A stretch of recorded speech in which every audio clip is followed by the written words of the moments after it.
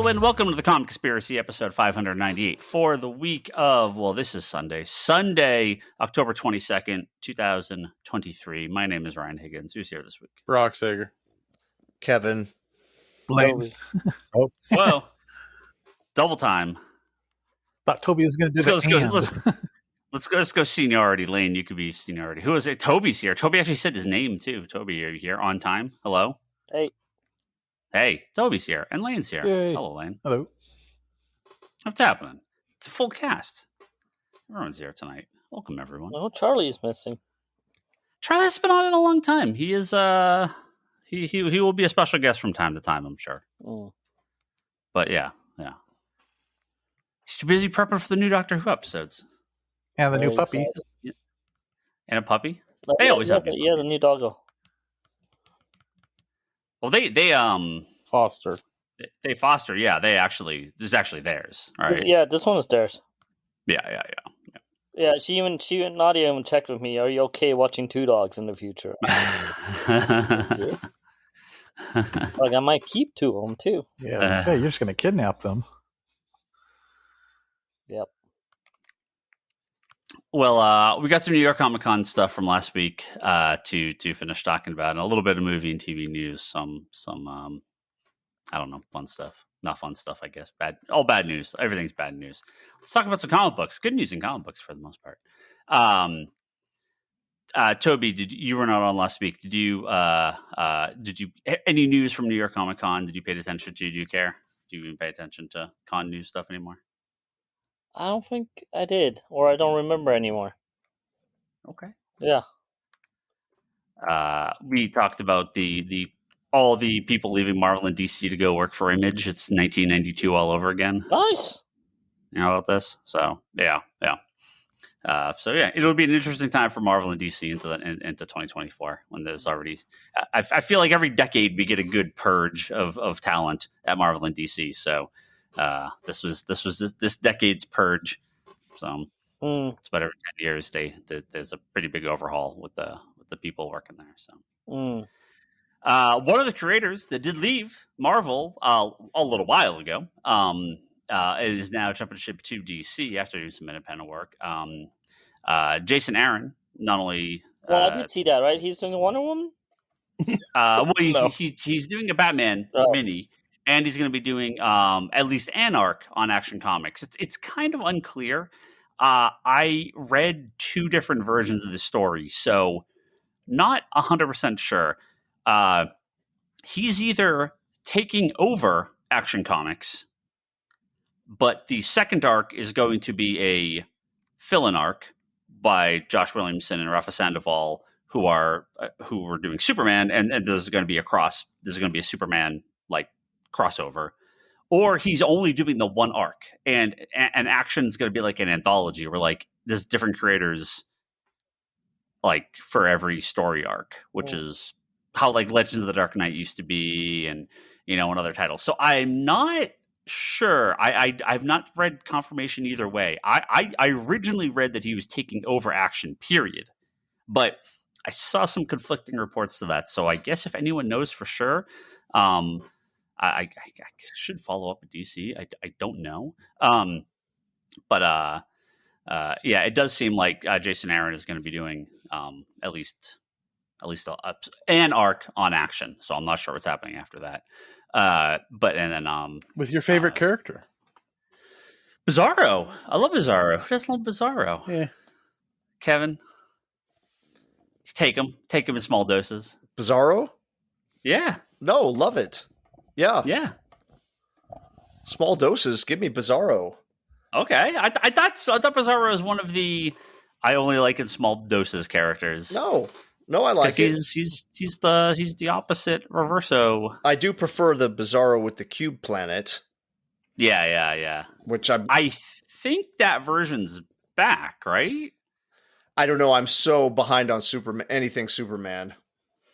Because they had in New 52, they kind of redid Bizarro as like a Superman clone, and they've done that occasionally. But I thought the original Bizarro was back in continuity. Well, isn't there just a multiverse of Bizarros anyway? Oh yeah, sure. Yep. I do love Bizarro. He's such a funny character. But I don't want it like an ongoing Bizarro comic or 12 issues of Bizarro. Like I'm good with one arc because it could be a little tough and annoying to read that character.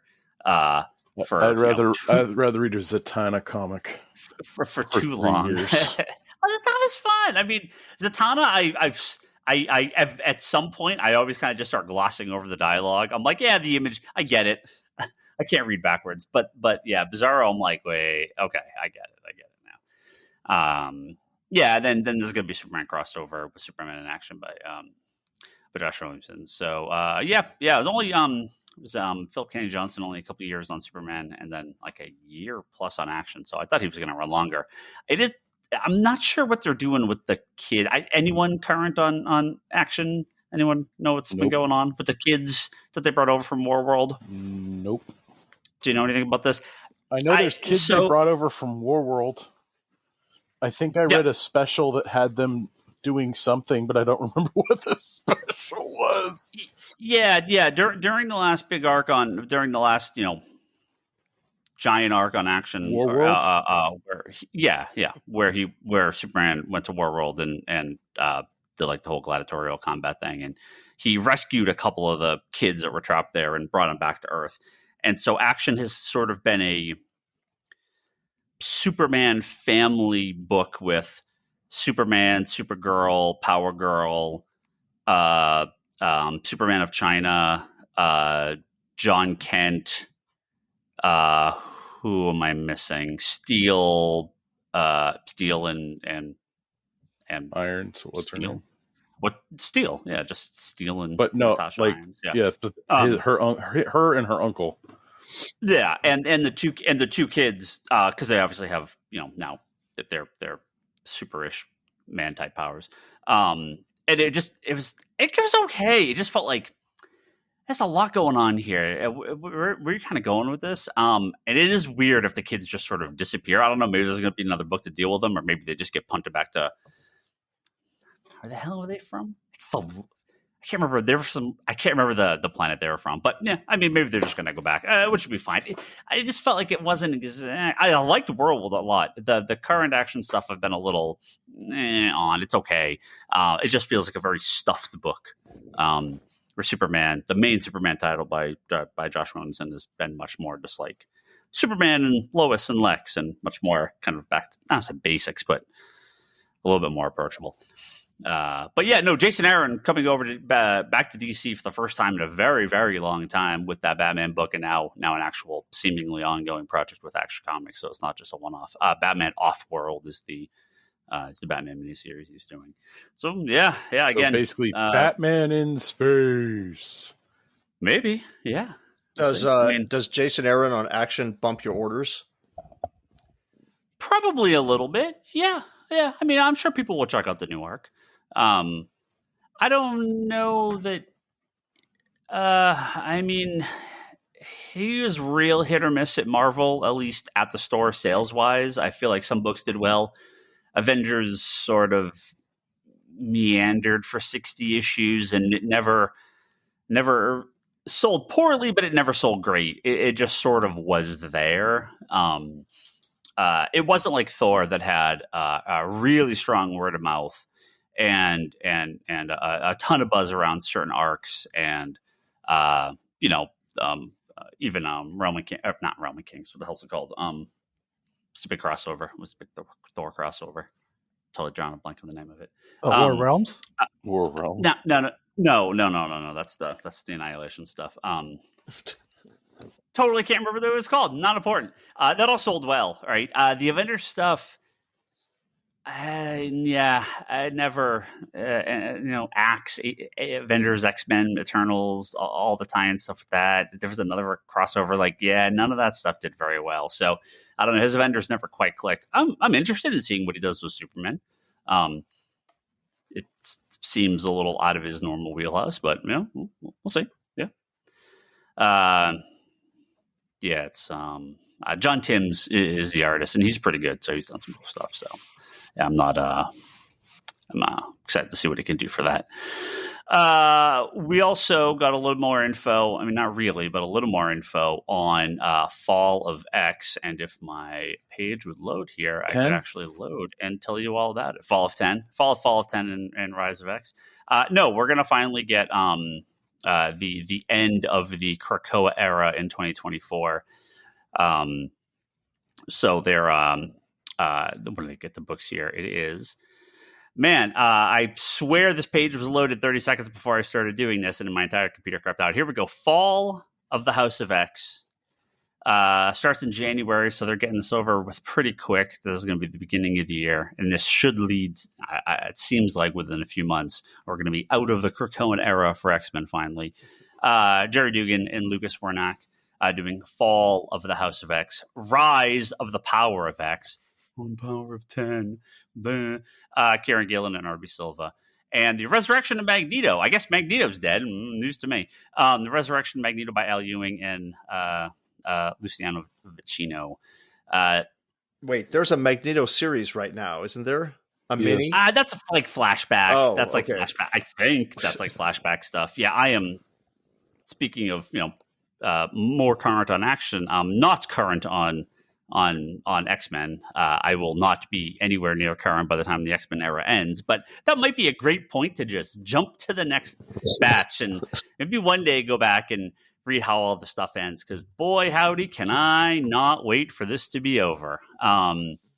The promo image they had, I mean, there is still like there's still like Krakoan tendrils and plant stuff around, but they're back at like the X Mansion, and it's big, obviously the big crowd of there's all the mutants. But we've talked about this for years. How do you go back? Sure, whatever, time travel, timey-wimey, do whatever. There's a billion ways you can do this, but it's only Legion sneezes and resets everything. Yeah, we'll see if it's any good. So by summer we should be back to playing baseball at the X Mansion and fighting the Mutant Liberation Front. Yep. And Toad and Magneto are getting in the wacky hijinks. Just anything. I don't think I see that happening. Anything. Just please, God, please end the Krakoan era, and let's never talk about it again. Krakoa is just going to bore down underneath the X Mansion and exist there and interact with the mole people.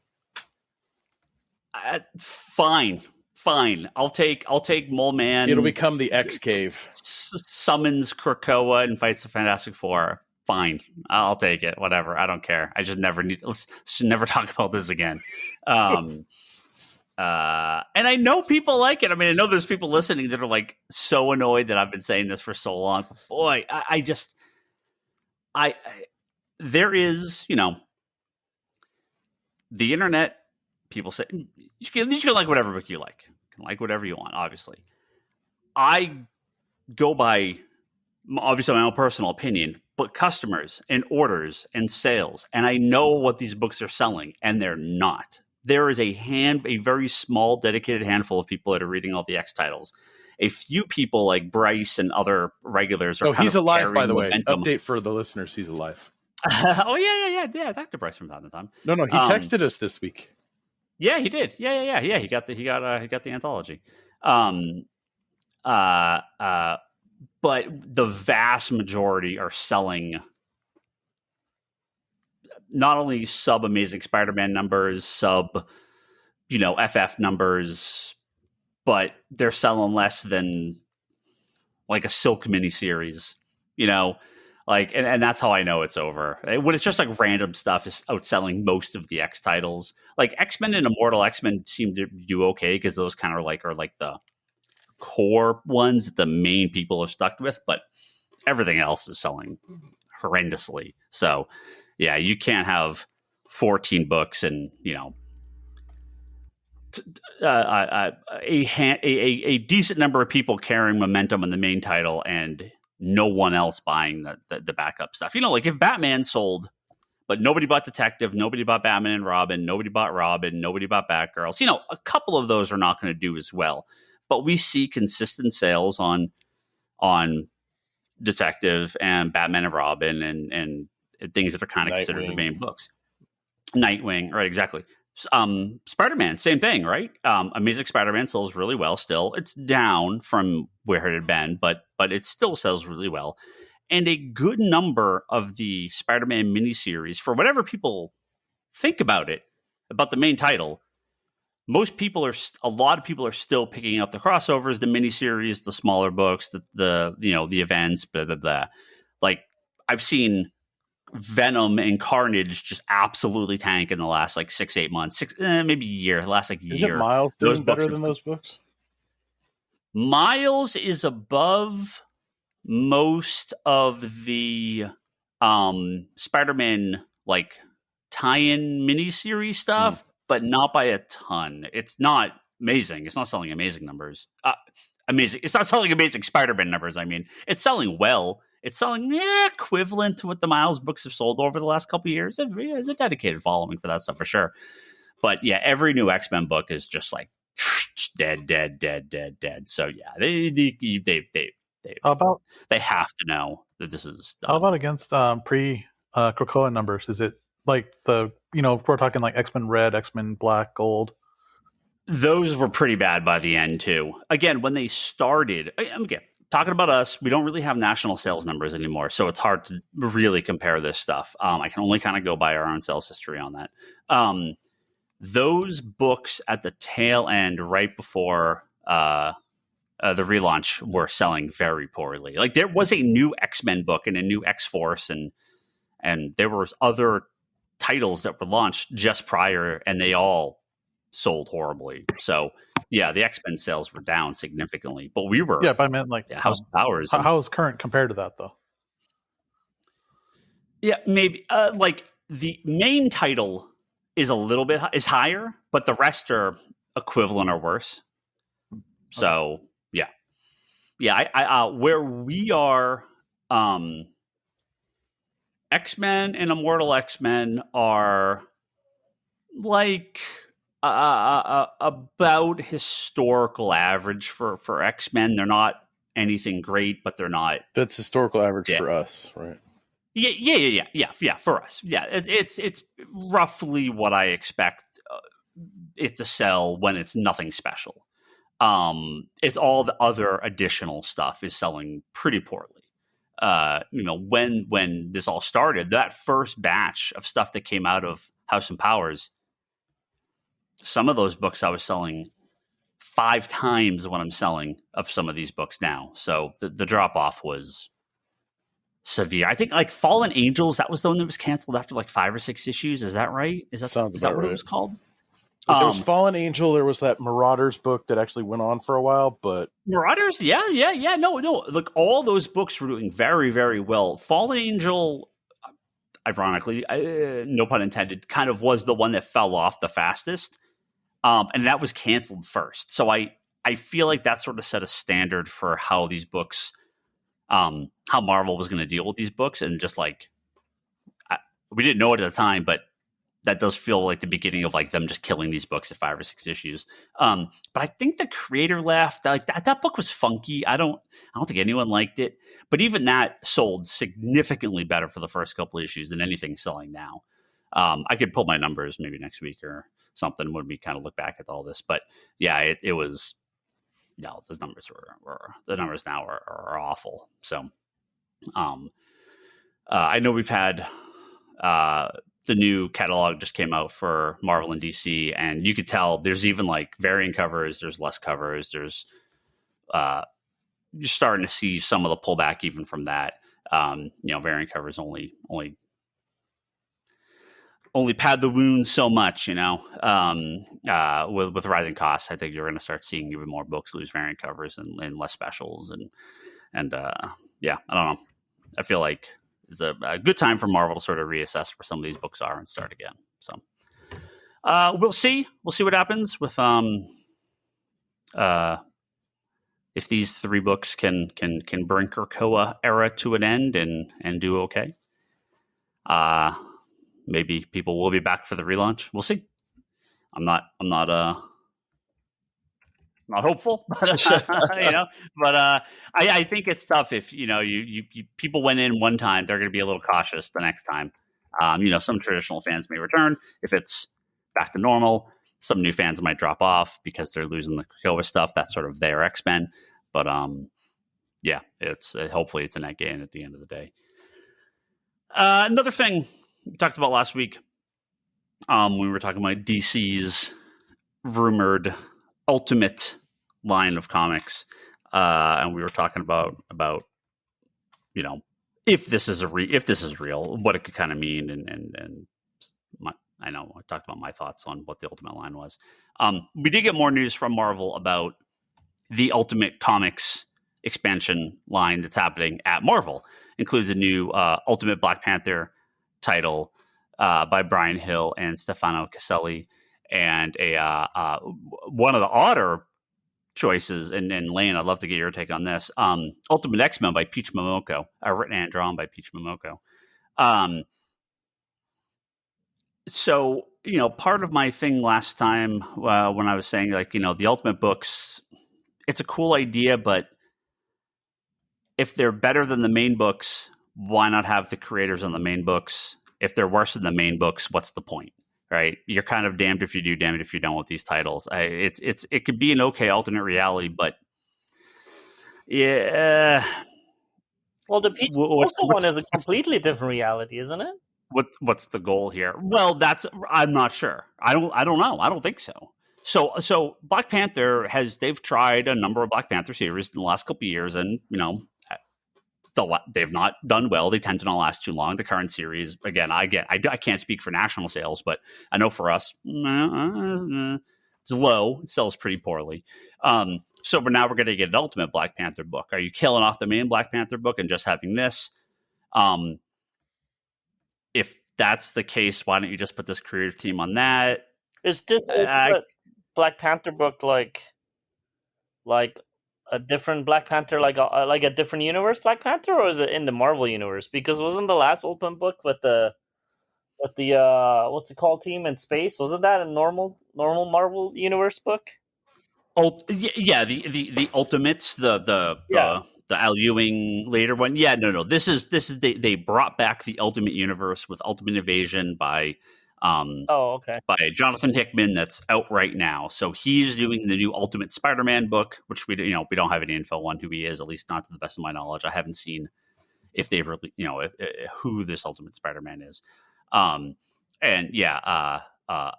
I'm not sure what the status of the characters are, what their relationship is to the original versions or any of that stuff. But this is the Ultimate Universe, alternate reality stuff back at Marvel 10 years after being, gotten rid of, basically. So, Ultimate Black Panther, okay, sure, whatever. Maybe it'll probably be a miniseries. I'm sure it won't last too long. But again, if it's better than the main book, why wouldn't you just done this on the main book and made the main book better and more important? If the main one, quote unquote, is the actual one. The Peach Momoko series, Lane, do you know? Have you kept up with what the deal with this is? Because this feels so unusual. I'm it's so weird to see her in this project as like a regular book. Yeah, sounds really weird. I don't know. There isn't much info yet. I haven't seen too much. She hasn't said a whole lot, but it does sound like more like she's just playing in another sandbox kind of thing, kind of like her Demon Day stuff. That was my thought. If it's just her doing a miniseries for the X-Men in this in her universe, great. But if it's Ultimate, what? Huh? I have such a hard time seeing this connecting to a Jonathan Hickman Ultimate Spider-Man, right? Like it just feels like totally so different. Well, I'm wondering if maybe this version of the Ultimate Universe is going to be more freedom, like just let him do whatever you want. Like maybe Black Panther and Spider-Man have nothing to do with the current Black Panther or Spider-Man. Like where they're allowed to not only create new characters but create new worlds around them, new backgrounds, and new history. You can have a Spider-Man that starts on the West Coast instead of the East Coast. Black Panther doesn't have to come from Wakanda. He can come from like Spain or something. Something weird. Like I'm just saying, like that would be kind of interesting to me. All star Marvel, all star Ultimate, not Ultimate Comics, all star Ultimates. Yeah. Wait. where the characters can just kind of do, where the creators can do whatever they want. Is Miles back in the Ultimate Universe, or is he still in regular Marvel Universe? He's in the regular universe for the time being. So there is no Spider-Man technically in this universe right now. I have not read Ultimate. I have not read Ultimate Invasion. So if listeners want to chime in on the social media, he was a the part Facebook of like issue 1. Miles was. Yeah, I don't. Yeah, I don't know if Hickman brought him because the creator specifically goes after Miles in issue 1 because I read that one. Oh, okay. So I don't know if this is the maker. The maker. Yeah, I'm uber behind, so I was just curious. But I think Miles. I don't remember if Miles said no to his offer or what. But Miles, yeah, I know Miles was talked to about stuff. So, but I don't know where Ultimate Invasion went. Yeah, I again from the panels and from the news reports, but I have no clear info on what the state of the Ultimate Marvel Universe is going to be. Again, someone maybe a little more clued in might know, but yeah, and reading up on all the news from the con and all the reports, I didn't see anything from the panels that really dived into the continuity. I don't think most of it they're not really saying yet. So, well, maybe because they're hemorrhaging talent, they're like, wait, remember when the Ultimate Universe was good? Just bring that back, and then everyone. And then everyone left. yeah. I mean, it's possible. Yeah, I don't know what the plan is for the Ultimate Universe. Maybe just kind of, I don't know, just being like, just trying to, fill the gap till the next big Marvel thing. That's all I can think of. It feels a little weird, but I'm sure we'll see. I know. I'll get to Ultimate Invasion eventually, like everything else. I was talking with the customers, and they're like, "Oh, have you read this one yet?" I'm like, "No." Like, have you read this one yet? I'm like, "No, just no. Don't even ask me." They're like, "Oh, but it came out this week." I'm like, "No, I like." I think I think customers think that we check in the books and then sit down and read them all. Yeah, and then finish checking in the books, and I'm like. No, that's not how it happened. No, not anymore. Not anymore. I was going to say, at one point it was. Well, no, at one point we were reading like the key books that were coming out. Yeah, it was pretty rare that Charlie coming in specifically to read his Green Lantern because he couldn't wait. Yes. Reading one book Tuesday night is different than reading the entire line of comics. Like Again, I've said this. There was a point where I was reading, all my non-purchases in the store every week. I haven't read a comic in the store at this point in years. I have. You tried to read Gods the other day. No, I did read. I read that on our advanced copy. Yeah. No, but you actually tried to reread it in the. You still couldn't. I read that. No, I read that at home. No, I didn't read it. I didn't read the copy at the store. So no. Don't ask my opinion on any comics that's out this week. I have no idea. I do try to read some number ones, but I also read that like 3 weeks ago. So, I can give you a little bit on the number one. But no, if you're like, oh, how has the series been? I'm like, oh, I read the first issue. They were like on 16. I haven't read them yet. So that was it. That was kind of it for the end of New York Comic Con. Got a little bit of movie and TV news here. Some interesting events over the last few weeks that was definitely worth covering. One thing I thought was really weird, and again, if someone has seen a more recent update to this, I have not. Please let me know. There was a large article on Variety about the drama during the filming of Aquaman 2. No interest in getting into the drama of Aquaman 2, whatever. But a key piece within that was picked up by a lot of news sources that a comment from Variety. Now I want to read this. This is the entirety of the comment within the Variety article. Okay. In fact, none of the stars cast by Zack Snyder for 2016's Batman v Superman: Dawn of Justice and 2017's Justice League, including Ben Affleck, Henry Cavill, Gal Gadot, Ezra Miller, and Jason Momoa, will reprise their roles in the new DC universe in character. Momoa may return, just not as Aquaman. So, say the actor is engaged in talks to play Lobo. Yada yada yada. I don't know. It's completely unsourced. There's no this was never.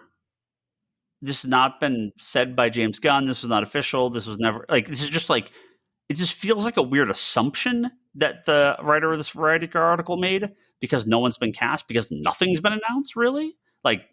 No one's going to return in those movies, but we don't know, right? There has not been any statement that I've seen that said they are 100, other than Henry Cavill, that they are out. So I saw a lot of places report this as news when it's just this sort of unattributed statement in the middle of this article with no follow-up and no quotes and no source. So anyone seen anything? Toby, you kind of pay attention to this a little bit. Have you seen any comments about? No, I have no idea what to make out of it, so I'm going to ignore it till new news. Yeah. I take a lot of Variety stuff with a grain of salt when it talks about actors, especially with who owns Variety. Well, I mean, it is a weird statement with no backing. But that's the thing, it's an opinion in an article. Going to come back for another Wonder Woman movie, I thought. I mean, I thought they were already announcing that. Or maybe soft announcing it. Yeah, there was talks of it, and then no, and then yes, and then no. So, yeah, I think there's been no official statement. I have not seen Gunn making an official comment. I doubt he would. Yeah, odd statement. So it would not surprise me, but I've seen no confirmation. So again, correct me if you've seen it and I somehow completely missed it. But I know they won't return right now with the strike going on. They have the cast, right? I mean, a chunk of the cast of Superman Legacy has been announced. With the strike, with the writer strike, with the acting strike still going on, who knows what that's going to mean? But at the time, as of right now, we have casting for a number of characters, but they have not cast anyone else in those roles, and there's been no official comment from anyone. I think it's very unlikely Superman's in 2025 at the rate we're going. That actually ties in with another story we're going to talk about in a second. But yeah, I think it's a lot of kind of assumption and again, I would not be surprised at all if they don't return, if none of them return. But I've not seen anything official to say this. Speaking of the strike, Deadpool 3, this is on Deadline. Deadpool 3 is moving off its theatrical release date. So as expected, as the acting strike continues, Deadpool 3 is not even done filming, let alone post-production, all that stuff. So no chance of Deadpool 3 hitting in May. We'll see. We'll see when it comes later. Captain America is due July 26th. That might be the next comic movie we get after Aquaman. When is Joker? I don't remember the date. It's like October, November, 2024. That's the one you're not seeing. Remember, Joker. You said you were boycotting if they cast Lady Gaga and made it. Oh, dude, I'm there. That's on the air. Folks, check the recordings. There's more than one. I got some free movie passes that I didn't pay for. Maybe I'll use one of those. My dollars don't count towards the box office total. So yeah, Deadpool 3 not happening anytime soon. Don't look for that. Cap, July 26th. Maybe. Again, I'm taking this as a nice long vacation. Release date right now for Joker is October 4th of 2024. Okay. Yeah. And again, I think they were done filming. I don't know if they were done. Bless you. I don't know if they were done. How much production stuff was finished. I don't know where they were in post-production, but we'll see. Deadpool feels like, I don't want to say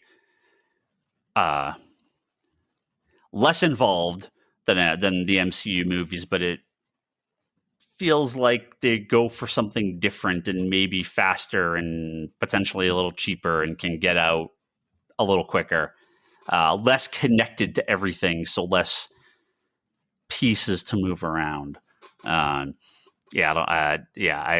would probably look end of 2024 for Deadpool at this point. And I think that the actor is supposed to go back on Tuesday to negotiate. But I figure it's going to be getting down to the wire. If they don't get something soon, this doesn't get resolved till next year. In which case, forget 2024. Like, it's over. We're already coming to the holidays, and November, December is not going to get a lot done comparatively to during summer and fall. So I think it's everything's getting pushed. Yeah, I mean, it's already happened. And COVID did it. Everything gets pushed. Yep. That's okay. We got Marvels in 2 weeks. Well, something else getting pushed. Daredevil, Born Again, completely off the schedule now, as the entire show has been scrapped. And they are starting over from scratch. Well, mostly starting over from scratch. Seems like they're going to Born Again. Some of the Born footage. Again? Some of the footage. Well, Born Again, because season 3 of the Netflix series was kind of Born Again, sort of parts of it. There was some fascinating comments about this show. I see Kevin's grimacing. Man, this, the betting pool should be, of the things that I'm most excited to see, FF, Blade, and Born Again, what am I going to see first? Man. Deadpool 3. Those 3? Those are my 3. Those are literally the only Marvel projects that have been announced I'm interested in, even above the flat line on a heart monitor. The rest I could give not two shits about. But you know what? With this story, I know you're about to give some quotes from it. I'll just tell you my conclusion from this story. Good. It's good that they're doing this. Yeah. Because could we all just admit that the Marvel TV output has been, let's call it, less than ideal? Now, people are going to have their favorites and their less favorites, but I don't think anybody's going to look at that roster of shows and go, those are all solid and all were really good additions to the MCU canon. Well, I have no direct quotes. I have a lot of paraphrasing here from when this got announced, because I actually am a little bit on the opposite side of what a lot of people's comments were on this, but I think we all kind of are coming at this from the same perspective. It was supposed to be 18 episodes, right? They filmed 3 or 4 or 5 or something like that. There was a couple comments that, again, correct me or add on to this as I'm saying it for more clarification. But a lot of stuff came out about the making of the show once they scrapped the showrunners and the writers and basically had to kind of start over. That shows are just not written like television shows. They're made like movies. They don't have writing. They don't have a showrunner in the same sense. They don't have the same writing staff in the same sense. Now, some of this might be a reaction to the strike and to the new changes to the writing staff.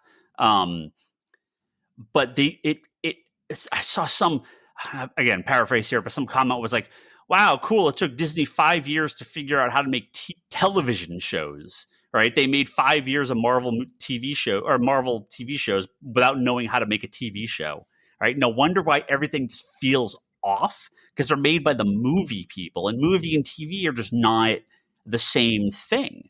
And you talk about pacing and talk about, like, you know, the endings of the episodes just kind of not always I have right. Screamed this thing since Loki. Yeah, like WandaVision needed to be longer. Loki did not need to be 6 episodes. Like, I can see some of this being influenced from, yes, it's movie people doing TV, but it's also streaming, like the executive saying, we need to stream X amount of episodes to make sure we get as much bang for our buck and get as many people to subscribe as possible. So if you can, you can write it so that there's 3 months, then write it so that there's 3 months worth of, streaming, like, revenue. Well, none of it was 3 months. There were all like 6 episodes. There's 6 episodes, but the thing is that you release one at the end of 1 month, you have a full month there, and then 2 more, like 1 more in another month. That's 3 months. Oh yeah. Well, that's different.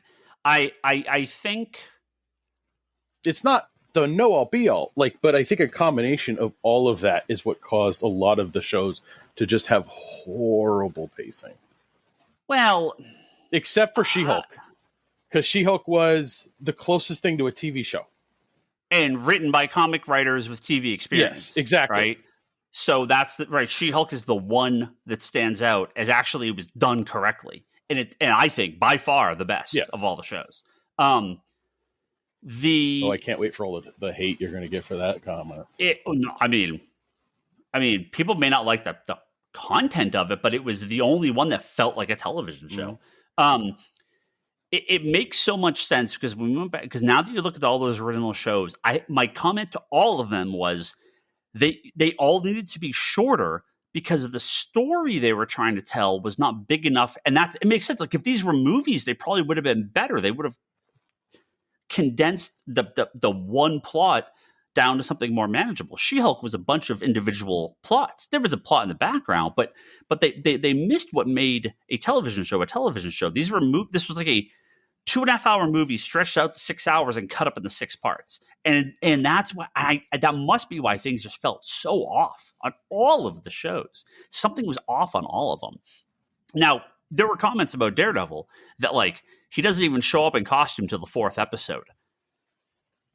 I think that's fine. Yeah. I honestly, like, well, as long as the pacing of the episodes work and he doesn't show up till episode 4 that's like, as long as everything works within the confines of what a TV show is supposed to be, then it's fine.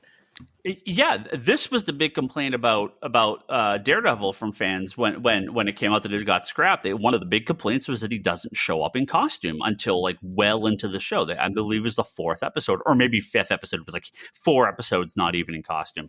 To me, I don't care. Like, if the show is good, the show is good. I will 100% take a Daredevil and a Matt Murdock and Foggy Nelson law procedural with some Daredevil antics in the background. With the Netflix show, we didn't even get his costume until the end of, like, virtually season 1. Now, whatever problems I have with the Netflix shows, those episodes felt like episodes. It felt like a TV show. I thought there was Daredevil was probably second best. I think Luke Cage was the most consistent. I mean, it was only 2 seasons, but Luke Cage was pretty consistent. Daredevil I liked Daredevil. I didn't love it, but I never complained about. I think it maybe they spun their wheels a little too much, but that's because they were all 13 episodes. You cut those down to 8 or 10 episodes, I think you would have had a much tighter show. But I'm not complaining about they didn't feel like a movie. There was enough plot in those. I'm not quite the same problem with the Netflix shows. Well, because we got stuff where he was trying to, like, he's going out and doing what he can do without a costume, right? He does the stuff as a lawyer, as Matt Murdock, right? There's a lot going on in the show with the, Foggy and all the other characters. So that's filled up fine. It was just, I think, season 2 where they had like 2 different stories going on, and like the Punisher and Elektra. yeah, stuff. and it's like like if they had just picked one and stuck with one, it would have been like really solid. Yeah, we have to go through this again for the Netflix show, but it's weird.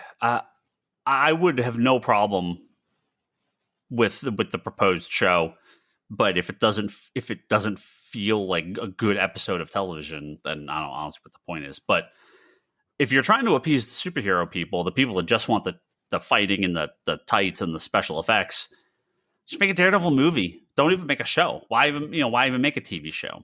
If you're going to make a show, you have to expect look at the CW shows for whatever its budget. Look at the Netflix shows. Look at Agents of S.H.I.E.L.D. Look at Superman and Lois. Look at Smallville. Look at the history of superhero shows on TV. There's budgetary constraints. We understand that we're not going to get characters flying around hell, look at The Boys, right? The Boys is not nonstop superheroics, right? It is not nonstop special effects. There is a pretty minimal amount of special effects in The Boys. There is a lot of people in costumes for sure, but the vast majority of The Boys or Umbrella Academy, are normal people in normal conversations with minimal effects, if any, right? I don't care if Daredevil's not flipping around and doing a bunch of stuff and fighting the hand. I don't need that in every single episode. But if you give me a real good lawyer Daredevil show, lawyer Matt Murdock show, where he can bust out Daredevil occasionally when he needs to do something and it feels special, that sounds great. That feels like such a opposite of what Marvel's done. Like I really want that because that feels like such a palate cleanser to what we've had. And if you want the big Daredevil movie, make a big Daredevil movie. That'd be great too. I just don't need it to be 18 hours long. So, yeah. Kevin, Toby, you guys are... I'm rewatching the Netflix season 1 right now. Oh, cool. I'm like halfway through because I wanted to see, because I've always said that's in my top 5 MCU stuff. So I wanted to revisit. I still really like it. I'm talking about season 1. I still really like it. And I also really liked the kind of the lighter, more fun Daredevil from She-Hulk. It's kind of the difference between going from the Brubaker run to the Mark Waid run in comics. You can like both flavors, I think. I hope. I like both flavors, and I have no idea which flavor is going to be in this Born Again. I presume it's the She-Hulk more. It's a Kevin Smith one. Yeah, God.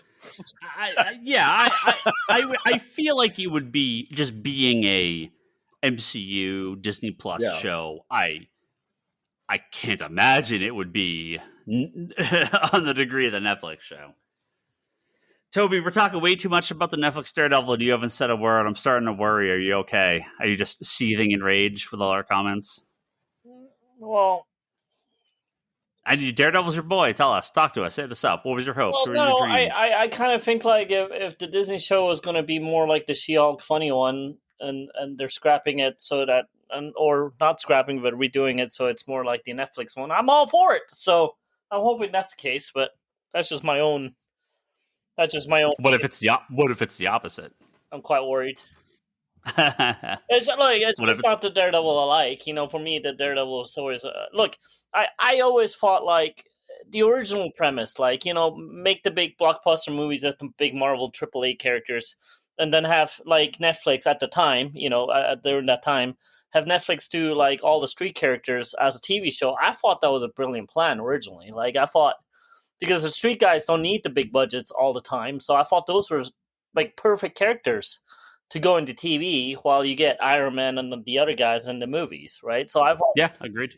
So I actually kind of loved that plan originally, right? I mean, look, some shows work better than others. I may like some better than others than other people, but that's kind of what I wanted.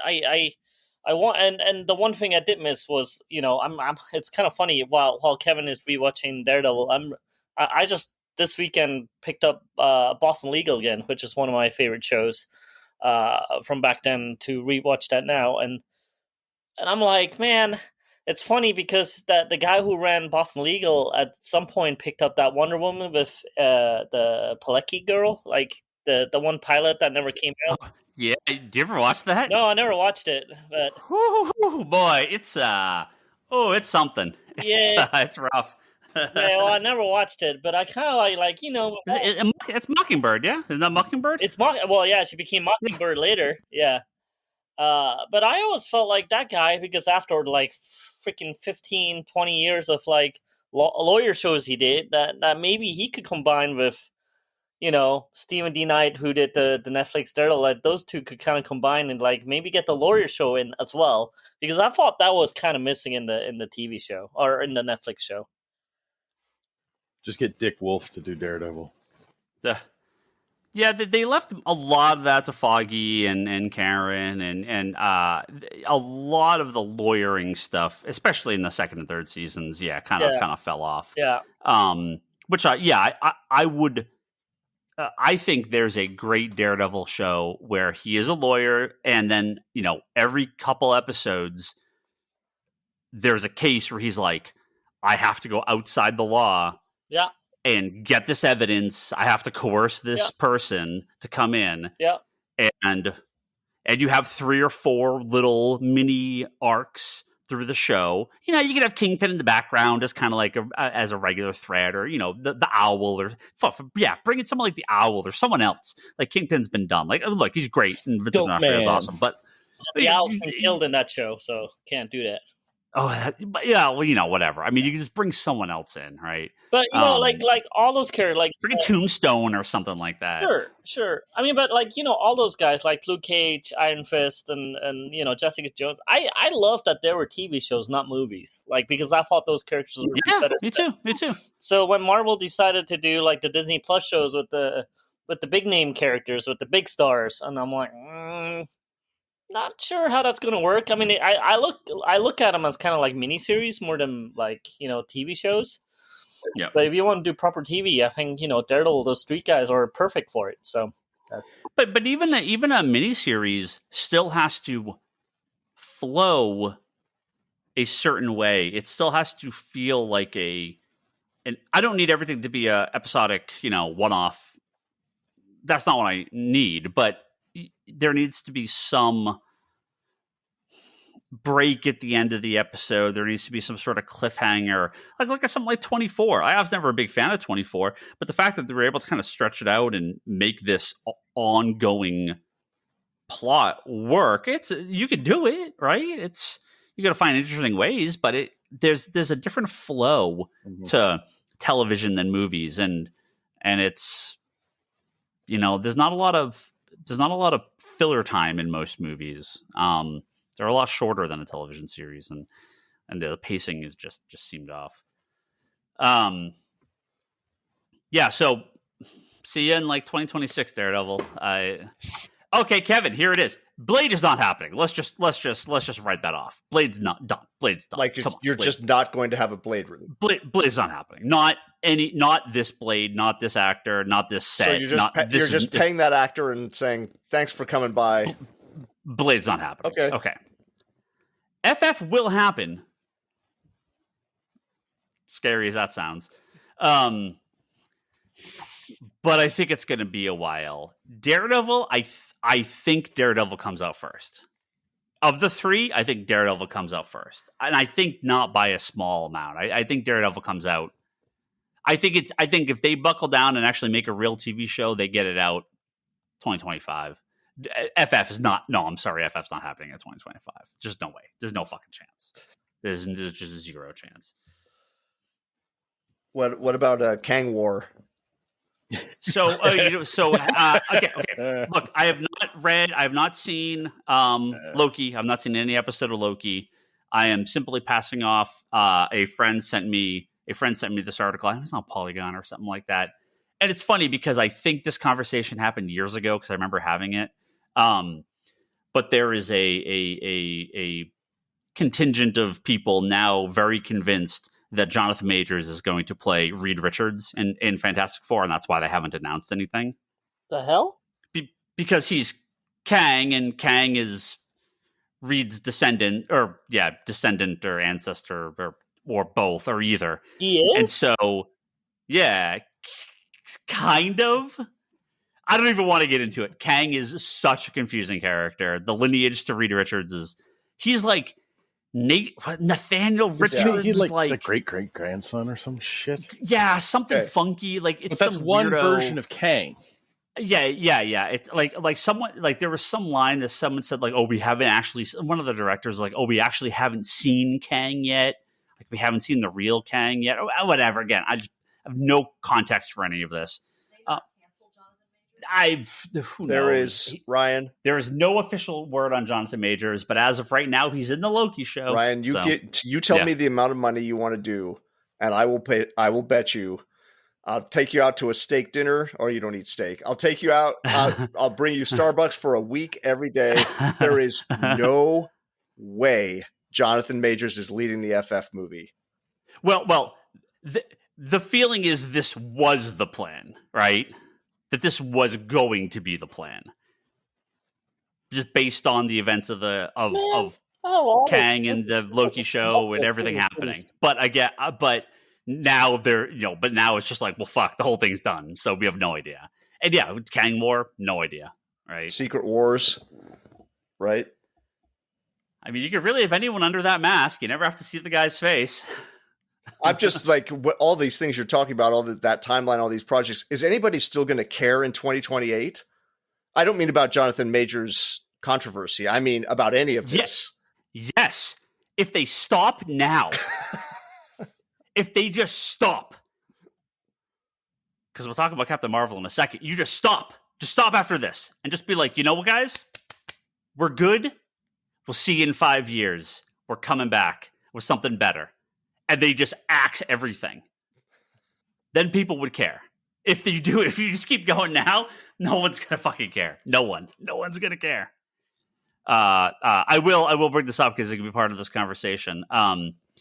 The Marvels is I don't know. Again, I don't know if there's been another update. We'll see as we get closer. It is very, very close.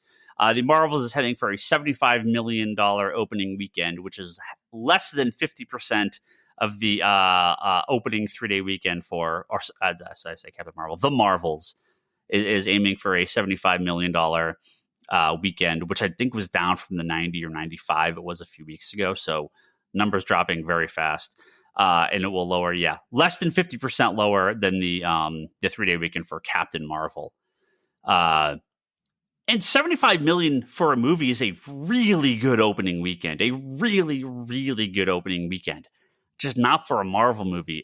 And at this point, every Disney movie is crashing and burning. And when they're spending $300 million in delaying these things by years, it just isn't. It's done, guys. Just like DC's numbers are drastically lower. So like DC's in horrible shape too. But at least they have nothing in the pipeline. At least they could just be like, all right, we're out. Yeah. Like, we've got nothing. Well, they have Aquaman too, but.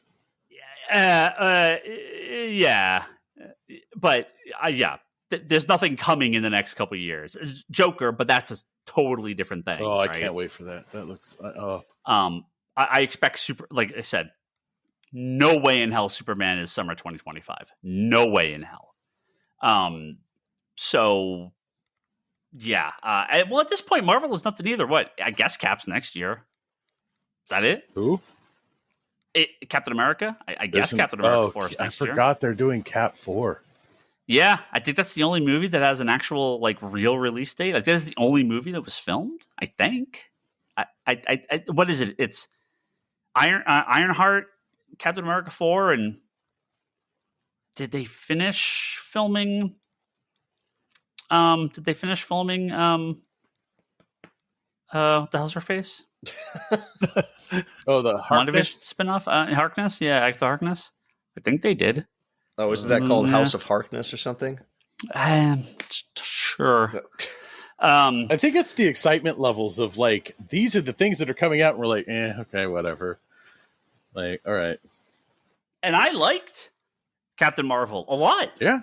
And I liked Miss Marvel enough for what it was.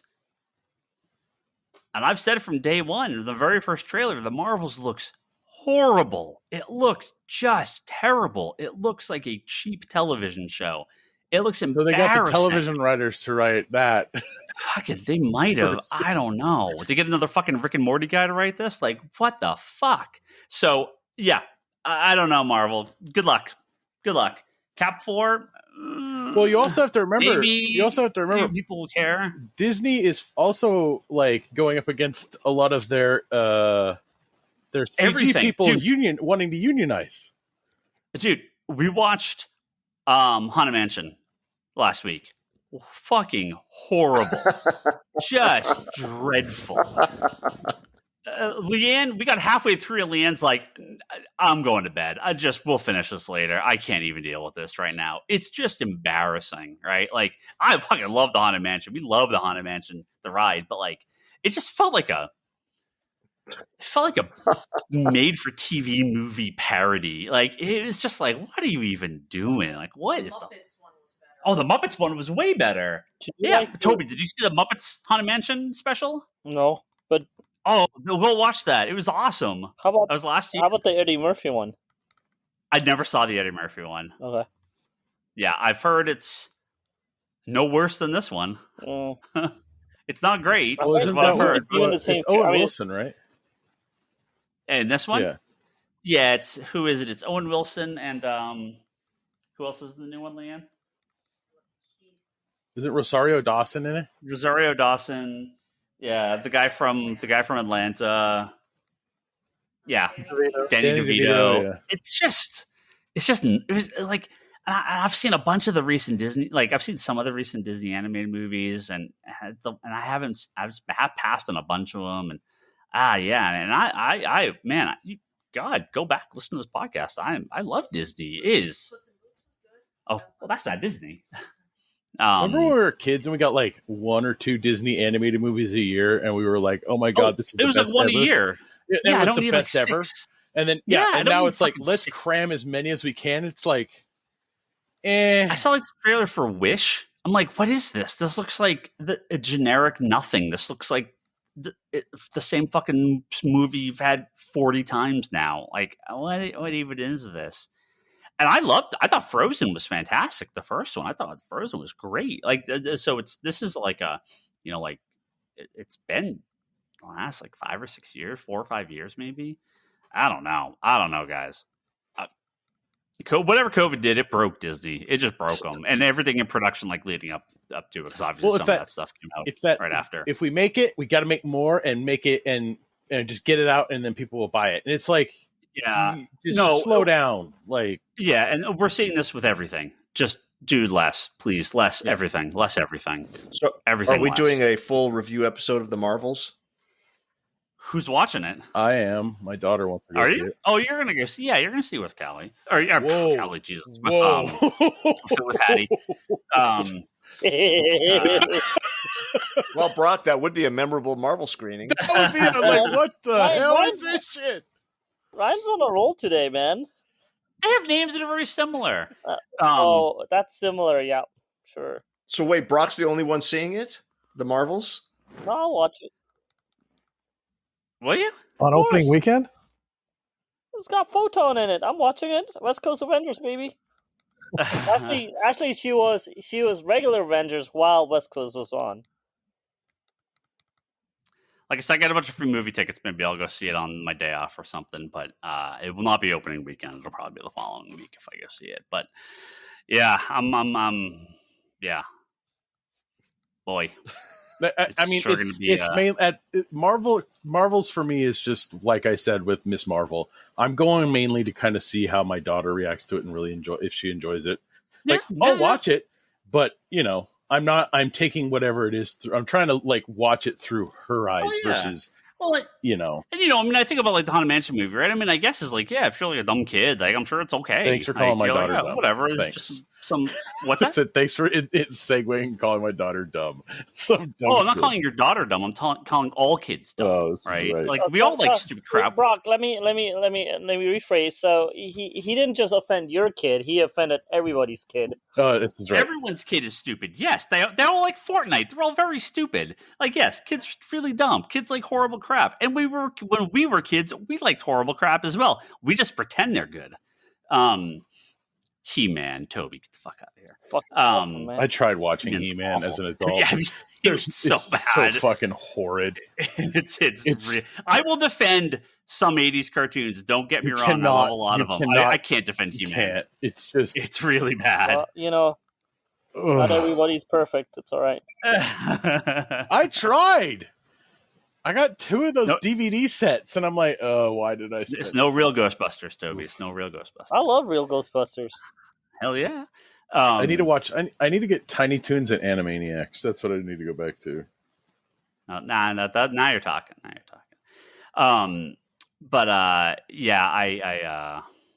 I just can't. I don't know. We'll see. I'll go see Aquaman. Is that it? And then, if we get Cap and Joker next year, 2 comic movies, I could do that. That's all right. I could do that. I could do Cap 4. I'm sure it'll be fine. I don't mind 4 superhero movies a year if it's different studios, right? If I'm getting like 2 DC or 1 DC and 2 Marvel and 1 rando independent movie, right? Because yes, I would like them to succeed at some level. Too. Like Deadpool and Joker are legitimately different things. Yes, they are unique, fresh takes on. Oh, that's what they we're are forgetting. characters. When is the next The Batman movie? I mean, no time soon. The Penguin show will be first, but The Batman will be years. Haven't they started anything? Like, it's nothing. There's no second movie. You can get away with enough things that feel totally different. Deadpool and Joker have completely different feels, even if you don't like them. At least they're not the same thing. And if you want to do 1 or 2 Marvel movies, 1 or 2 DC movies, 4 or 5 movies, I think that's probably the max.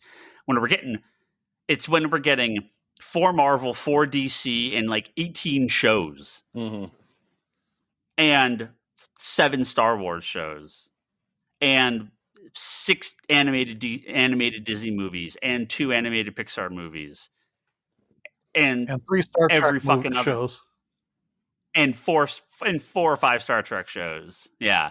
Well, I will defend Star Trek only because they have done a very good job of keeping them, even though it's all Star Trek, you have 4 very different shows all at the same time. Not all at the same time, but kind of leapfrogging each other. So, there's no one needs to buy into all 4.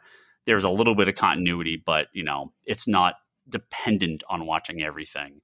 And they seem willing to be different. I've been watching Lower Decks, and I can't remember if I talked about this in the last week or 2, but Lower Decks is fantastic. I'm sorry that I sat out on that show. It's hilarious. It's so good. Has anybody watched? I have not. So this is just legitimately looking for opinions. Has anybody watched that animated Superman show on Max? Nope. I think Ryan did. I've heard so many good things about it. I watched the first episode. Now I will continue, but I will finish it. Maybe it becomes a different show, but I struggled so hard with it. It's a tween fake anime show. It is hard not for me. Hard not for me. Is it for that Webtoons crowd? Yes. That's all I'll say. Yes. It is not for me. And that's I will. It's 100% okay. I don't need more shit. I don't need more shit. Yep. I will continue. I will try. I will make it through a few more episodes and see if I like it better. Again, people have said it's one of the best cartoons ever made. I am not. It is not. No, I'm not. I'm not the target audience for the show, and that is okay. What show? My Life with Superman. It's a new show on Adult Swim, and it's on Max. Yeah. Your kids in school would love it. I'm sure they all love it.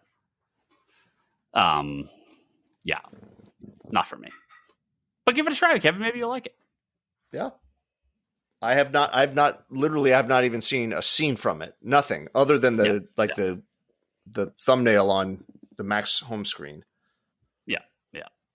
The animation's okay. Like, maybe if this was an original creation, I mean, I still wouldn't watch it, but maybe I'd be more accepting of it. It just feels like you were like, again, it's like all the YA books that DC puts out, or that type of stuff. It's there's like, a handful in there that are actually not that bad, and I would say, as a adult reading it would be fine, but a majority of it is aimed at a younger audience. Yeah, and that's perfectly fine. I read them just because I deal with high schoolers all the time, so it's like, hey, if I read it, at least I can maybe give a kid an idea for something if they are saying, hey, do you have a recommendation? Yeah, my interest goes from like child to adult. I don't like the middle stuff. Give me Teen Titans Go or give me fucking Transmetropolitan. Like, I don't like things in the middle. I don't like. I just don't like. It's just which is hilarious because you like teenage teams.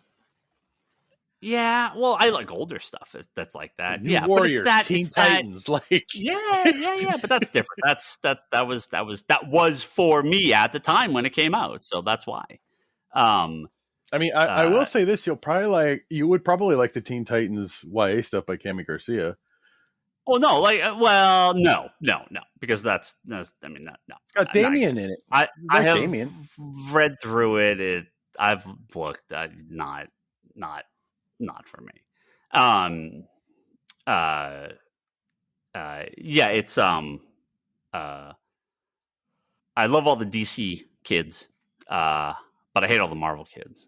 Like, yeah, you should know that. Post Civil War, no Marvel children. Just no. Most of the DC ones in the last handful of years have been pretty bad. You remember Damien? Damien's almost 20 years ago. Yeah. You have to remember how long ago Batman and Son was. So I don't know. That stuff came out of Grant Morrison's run on Batman. Yeah, it was his first issue. Yeah, it was 20 years, almost 20 years ago. Yeah. So terrifying. John Kent is only 5 years old? No. John was born in Convergence. Oh, that's right. Yeah. That, I mean, and his first appearance in the regular comics was Rebirth, which was 7 years ago, almost 8 years ago. Oh, that's right. The grown up version was maybe 5 years ago, 4 years ago, or something. I think if you look at Damien's progression as a character, he's kind of stayed in that 13 to 16 range, whereas John has gone from baby to kid to it's like what teenage DC hero made in the last decade do I like? I like Crush. She's okay. Yeah, Crush is okay. Who's Crush? Who is that? Lobo's kid. Oh yes, okay. I hate most of the characters in that Teen Titans book, though. What was the bouncing boy wannabe kid? What the hell was his name? He's stupid. I like him. Brick? Oh, what was the guy? Brick? Was that the one in New 52? I think so. I didn't like him. He was stupid. I like Sideways. Sideways sucks ass. Who else? Who else are like those teenage superheroes from the last couple of years at DC? Oh man, I don't remember. Yeah, fucking trash ass kids. What the hell? There's got to be more. I know there's more. What's your race is cool. I like Green Arrow's sister, half sister, Emiko. Oh, she's Emiko, cool. She's cool. all right. Yeah. Yeah, she's cool. Would you consider Miss Martian? She's older. Okay. That's a whole lot older than 10 years ago. What about all the JSA sidekicks? In It's all Jeff Johns, of course. Yeah, I I like was that. going to That's say, come on. have you finished that? You read all that? All what? Stargirl? That mini? No. It's great. I love the idea behind them. I mean, we'll see what they do with them. A couple of them are kind of annoying. I got a couple, but it's the whole point of it is that they're they're supposed to be like throwbacks to like the 40s and 30s, so like they are kind of annoying. But it's a cool idea. I like that. There's Duke Thomas. Duke's older than 10 years. Well, a little bit older because he's New 52. Bluebird's fine. What's her brother's name? What's Bluebird's brother's name? Gotham Girl. She was the Robin. Huh? Gotham Girl. Gotham Girl's cool. I like Gotham Girl. Gotham Girl's like a almost like Superboy Prime type. Like Roundhouse is the one you hate. Roundhouse. Yeah, Roundhouse sucks ass. Fuck that guy. That guy's a loser. I just don't like that character. Stupid. Like there were some okay parts of that Teen Titans book, but he was not one of them. It was dumb. Aqualad, Jackson Hyde. He's older. He's from Young Justice. And he's fine. Aqualad's fine. Some of the kids in Teen Titans Academy. I like the Gotham Goth kids. Like that Red X thing sucked. They didn't do anything with that. What the hell was the Gotham? Like they're called like the Gotham Bats or something like that. What the hell are those kids? I forget. They were okay. A lot of the kids in Titans Academy were kind of stupid, but they were cool. I like them. That was a cool arc. God, yeah, this is really stupid. People that have not read these books have no idea who the hell I'm talking about. But yeah, better than Gold Balls. That's all I'm gonna say. Or Egg. What the fuck's his name now? Egg. Get the hell out of here. Egg. Get the fuck out of my face. Egg. Stupid ass. Isn't Egg an old character? It's the worst. He's an old character though, isn't he? 'Cause I thought he was in the Marvel Universe handbook. No. No, Gold Balls? No, Egg. No, he's Gold Ball. That's Gold Balls. And he might just be just shy of 10 years because that was Bendis X-Men, right? Isn't that Bendis X-Men where he comes in? That might be. I thought he was an old character from the Marvel Universe from before. He's just resurrected. Oh, I don't know. I don't think so. Is he? I thought he was. I don't know. All I know is they call him Egg now. He sucks. Gold Balls. Who is Fabio Medina? What was his first appearance? His first appearance was Uncanny X-Men #1 in April of 2013. So he's 10 years old. Just okay. Yeah. And his he was in aliases are Gold Balls and Egg. Yeah, fucking Egg. Yeah. Stupid. Get out of here, Egg. Well, that's how Krakoa works, man. God, Gold Balls is 10 years ago. Oh crap! Like that just happened. Gold Lantern's a new one. And the chick and the chick with the gauntlet, the Green Lantern chick with the gauntlet, the little girl. Yeah, she's okay. She's cool. Gold Lantern's nothing. Like they don't do anything with him. He's like Bendis Legion book was just never made no sense. Nothing in that book made. I remember that issue where it's like the Gold Lantern was on the cover and it was like something like this: discover the secret of the Gold Lantern, and it's like not even part of the story at all. Not in the book. Yeah, like what? Yeah, I understand sometimes you're not going to get like the big cover scene inside the comic. Yeah, that's fair game and all, but the character should at least be in the story. No. Yeah. No, they sold a lot of books for the first appearance of that guy for that. It's the worst. All right. Enough making fun of teenagers. It's I do it on a daily basis. Yeah, I know. So stupid Egg. Why is Egg such like what is this? Why is like because when Gold Balls came out, people were like, oh, he's like Speedball, Gold Ball. It's like no, and shut up. And now his name is Egg, which is way worse of a name. And like, why did they like? Why? Because why he serves a major function in the mutant population on Krakoa. Yeah, I know what he does.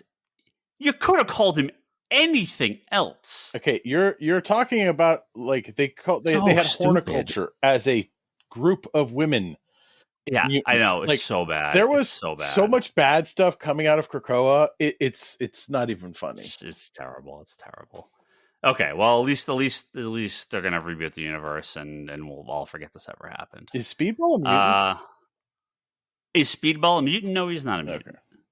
Okay. He gets his powers from he got it was an accident at a lab, and the scientist was trying to access the kinetic energy dimension.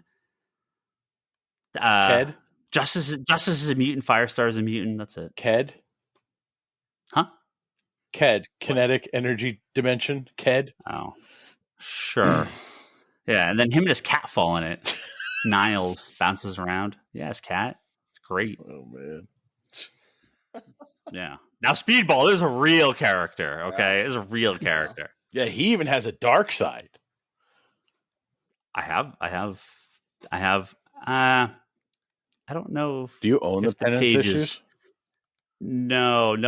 I have the original art from the Infinity War crossover with Dark Ball. Yeah, Dark Ball. Talk about a great name. I don't know if the page I have is actually his. I think it's his first appearance. I think I have the art for Dark Ball's first appearance. Yeah, it was the evil Speedball clone, or it was the evil Speedball version from Infinity War. Remember when they all like the evil versions of them came out? It's great. It's by Derek Robertson. It's awesome. Clearly, Kevin. Yeah, now that's a comic. Let's bring it back. Get this X-Men shit out of here. You know, one of my regrets in comics, one of my regrets has been and will continue to be that New Warriors reboot never came out. I would not have read it, but my entertainment value would have nonetheless seeped in through osmosis. I would have ordered 100 copies for the 1 in 100 variant cover, which had the original character design art by what's his face? Bagley? By Mark Bagley. Yeah. I have the covers. I have all the cover art for that saved for the first 2 issues. It got solicited. Yeah, you can retroactively put Snowflake and Safe Space on my most hated teenage character list of the last decade, even though they never officially appeared in any comics. Damn Marvel! It is rare when both the woke mob and the Red Hat MAGA crowd can come together to hate a new characters together. It is tough to do, but Marvel pulled it off. So good on Marvel. It's not Dark Ball. It's Black Ball.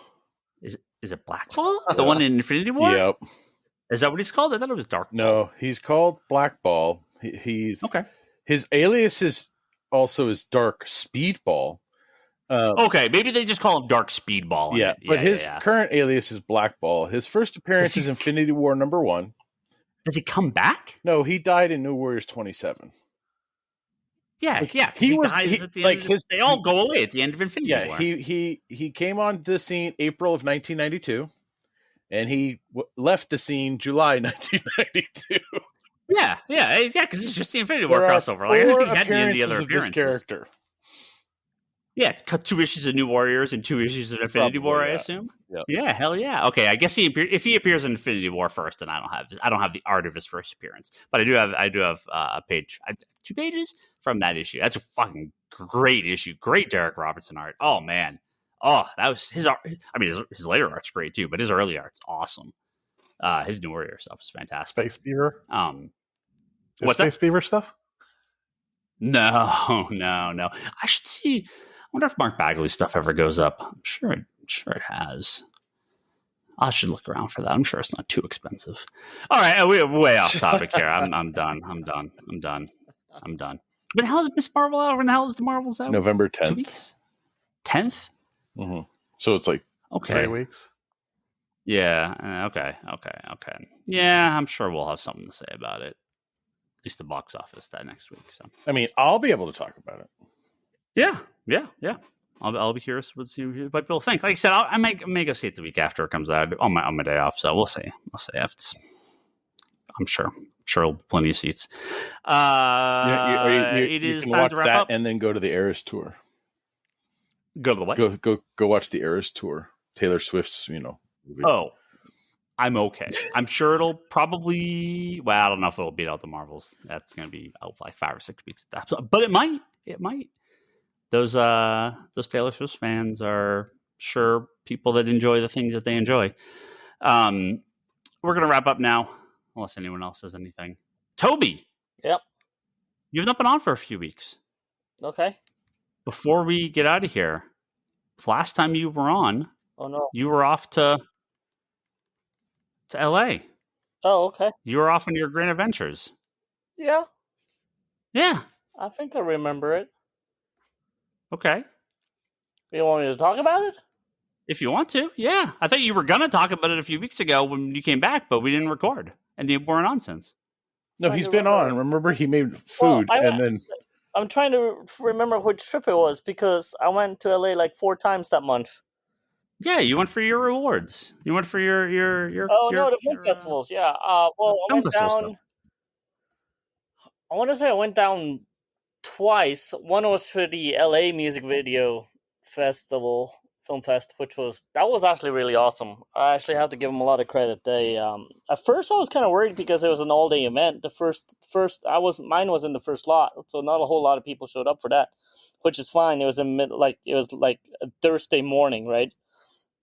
But people really started showing up towards the afternoon, and the night event was really fun. The red carpet event was really fun, and then the whole award ceremony. I don't win, but the dudes that won, I'm like just the selection of music videos that were in that festival, I was just like blown away by it. So I was just honored to be part of it. So man, like hats off to all the winners because they were really, really, really good.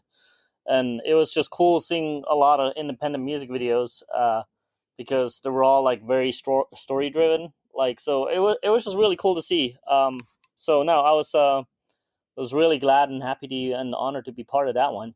And then I went back down another week for the replay, which was at the Directors Guild of America theater, the DGA theater. That was really cool too because that theater actually shows things in the right aspect ratios. Like, so they actually changed aspect ratios during the different things they were showing. So after one short, like the screen just went really wide, and I'm like, I think that's for me, and it was because I shot everything in like widescreen, so like in anamorphic lenses, so they actually showed it in pure in the right aspect ratio. So I was like blown away by that. So that was really cool. And the guys who run that film festivals always throw a really nice after party.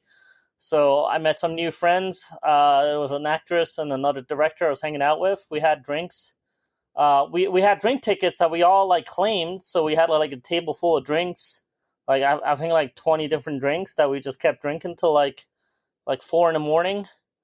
We just hung out up in front of. I mean, the place like closed down. We just hung out in front of it, and no one bothered us. So we were chatting, talking about the craft, and hanging out till like 4 or 5 a.m. At that point, I was like, shit, I have to go because I have a plane to catch. So I literally jumped in my rental and went to grab my stuff at Lord's place, who I was crashing with, and went straight to the airport and flew back. So no, it was really cool. Cool. Yeah. Nice. Yeah. Nice. Well, sorry you didn't win, but congratulations on nominations. The guy who won, I need to show you. It's an honor to be nominated, Toby. Dude, it's an honor to be nominated. The guy who won, I watched his music video actually ahead of time, and it's really, actually, I think you should watch it. It's really good. It's really good. It's like, it's a country song, and when the song starts, you kind of go, oh, okay, I kind of get it. A dude and his dog and whatever, right? But then, like, I think about halfway through the song, you realize the whole song was from the point of view of the dog. So it's not even him. It's like the view, like the things that you hear, it's the dog, right? And then like things happen, and so you get like one gut punch, and then like I don't want to give it away, but like at the very end, you get like another gut punch because I was like, oh my god, this is really good story driven like content. So I think you would like it. I should dig it up. That one I really liked. There was another one that played with color really well. That like just, yeah, man, just amazing stuff that's out there. That it's kind of funny because it's not on regular, like, it's not on MTV. It's not on, like, not that MTV has music videos anymore, but like, the third MTV channel that still has music videos. But none of this is like, you have to search for it. So I was really happy to see them all. It's all on TikTok, being seen by hundreds of millions of people 20 years younger than us. We just don't know it exists. No, these guys didn't seem like a TikTok kind of crowd, kind of people. I mean, just music videos in general. Yeah. I mean, these were proper music videos. They're like, yeah. But anyway, there were a few of them that really blew me away. Like, I was like really blown away by them. So it's like, it's one of those, like, there's some film festival, and not to be full of myself, I'm like, I'm feeling pretty good because I'm running with the top guys, right? At the LA Music Video Film Festival, the whoever picked all the music videos, whoever picked the content, I'm like, that dude had good taste, because I was like, man, I'm actually just glad to be part of it, because I would have cut myself out of this bunch, because they were just that good. So yeah, that's cool. Yeah, that's cool. Oh well. Mm-hmm. Next year. There's always next year. You gotta do more music videos. Yeah. Keep working. Yeah. Keep going. Well, there's one that never got released. I'm trying to talk to Uncle Eddie about, like, let me at least have, like, if you don't want to release it, let me have a run of a year full of film festivals, because I think that would get accepted quite a few places. The Damn Thing one, the one with Verdine from Earth, Wind and Fire, and Kumo D.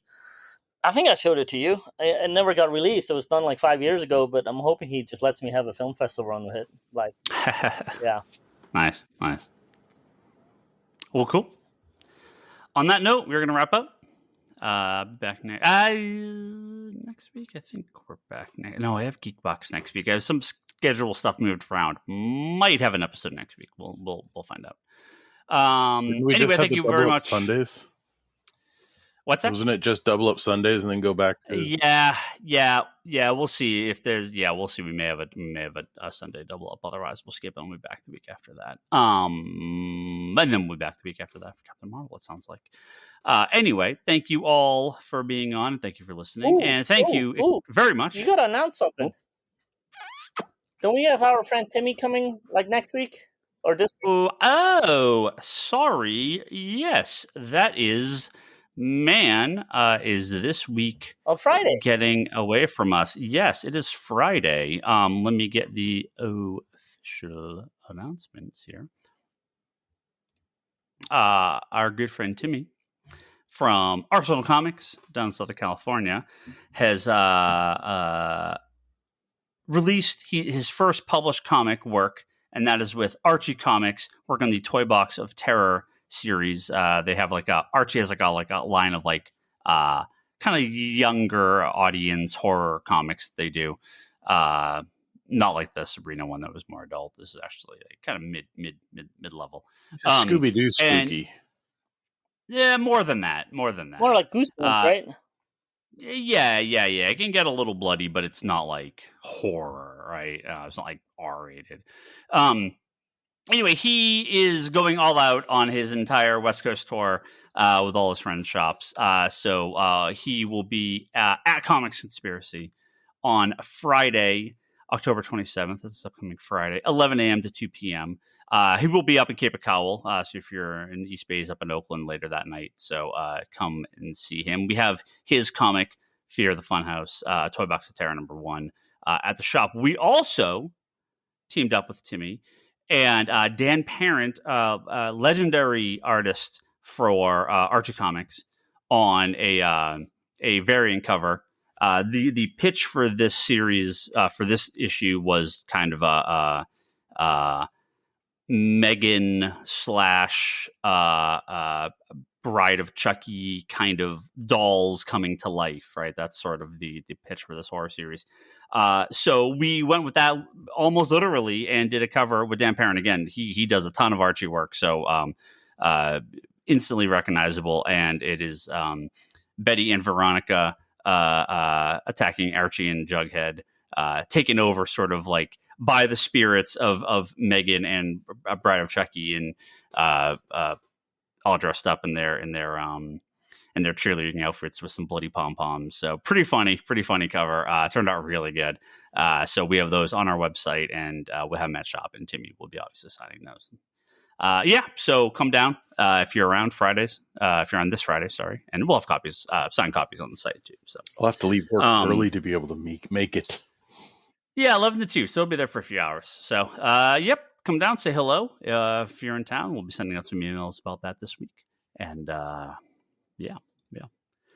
to have him up here. And super congrats to him on publishing the comic. I know he's been wanting to do this for a long time. So, it's a bunch of people I know. Us, obviously, right? With Meanwhile, and now him, and some other creators or some other store owners I know have been involved in some publishing stuff. So it's I feel like everyone kind of on this side of the counter kind of gets that bug eventually of like, oh, I can write some comics too. So we sell enough of them, so I think we know a little bit about what goes into them.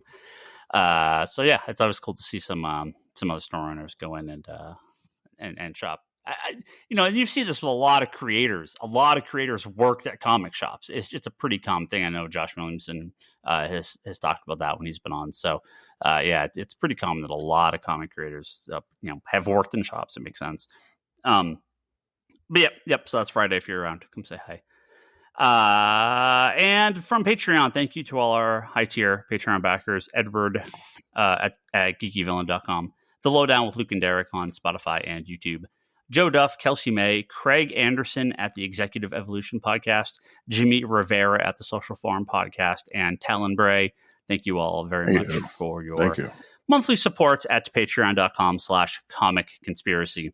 Don't forget to go to comicconspiracypodcast.com and Apple Podcast to find all our previous episodes. If you would like to listen to them again, you can go to comicsconspiracy.biz, and we have copies of that Archie comic on there to pick up. It's right on the front page. You can also visit meanwhileanthology.com, get some information about the anthology we released for our store's 30th anniversary with all sorts of cool creators, including no longer a DC Comics Jeff Johns. We talked about that last week, Toby, if you didn't hear about that. Ghost Machine. You got the like goodie bag of that stuff this week. Yeah. Christian, one of my guys at the shop, was at New York Comic Con, and when they announced the Ghost Machine stuff, they were saying there was going to be they had a booth there, and I called him in the car on my way to work, and I was like, Christian, go over there, give me whatever they got. And he called me back, and he's like, oh, they got a couple signed books, and they got a Ash Can thing. I'm like, oh, I'll take it all. So yeah. I missed one of the covers. It's Ash Can I need. I'll find it. I just don't want to pay eBay prices, but I'll find it. Head over to conspiratorBrock.com. It's Brock's blog, video, pull lists, unboxing videos, all wonderful stuff that Brock does over there. Charlie, our good friend Charlie, we'll get Charlie back on for something, I'm sure. He's at The Wanderers in the Fourth Dimension. That is a podcast all about Doctor Who. Go check out his work over there. Kevin's weekly interview series called Between the Panels at fanbasepress.com. My wife Leanne is at leannehill.com. You can find her artwork at etsy.com/shop/LeanneHillArt and at the store. You can pick up prints of her art there. And if you were on Blue Sky, you could follow me at Ryan Higgins. Brock is Brock Sager. Toby is Toby XI. Kevin is that Kevin Sharp. On Twitter, we're all those names, except I'm Ryan Higgins Ryan. The store is ComicsCon Store, although we are not using Twitter that much these days. And you can, I got a Facebook page for the store. I got an Instagram. I post on them, but I don't check them. I don't reply to people. I don't use them. So don't message me there. And Geekbox should be back next week with a new episode. And our good friends talking about manga and anime over at the Manga Machinations podcast. Go check them out. All right. That is it. We're going to wrap up. We'll see you, if not next week, the week after, but we should have an episode next week. See you then. Bye.